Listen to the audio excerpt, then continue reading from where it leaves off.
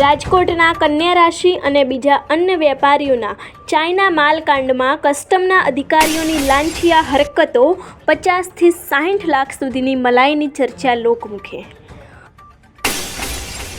Mumbai port પર રાજકોટના નામી વેપારીઓનું ચાઇના માલ લઈને આવેલ કન્ટેનર કસ્ટમ અધિકારીઓએ ઝડપી પાડી હોવાનો ચોંકાવનારો ખુલાસો સામે આવ્યો છે। સૂત્રોના જણાવ્યા મુજબ માલ બિલ વગર તથા કસ્ટમ ડ્યુટી ઠેકવવાની કોશિશ સાથે દાખલ કરવામાં આવ્યો હતો। તપાસના નામે વેપારીઓને 24 કલાક સુધી રોકી રાખવામાં આવ્યા હોવાનું જાણવા મળ્યું છે।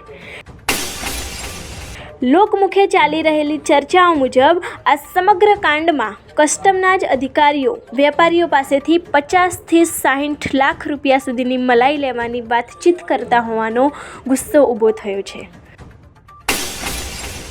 એક તરફ સરકાર કાયદાની વાત કરે છે અને ઈમાનદારીના દાવા કરે છે, ત્યારે બીજી તરફ કાયદાના જ રખેવાળાઓ ભ્રષ્ટાચારની બાજુએ ઊભા રહી લાંચિયા બની જાય તો સામાન્ય વેપારી કે ઉદ્યોગકાર ક્યાં ન્યાય શોધે?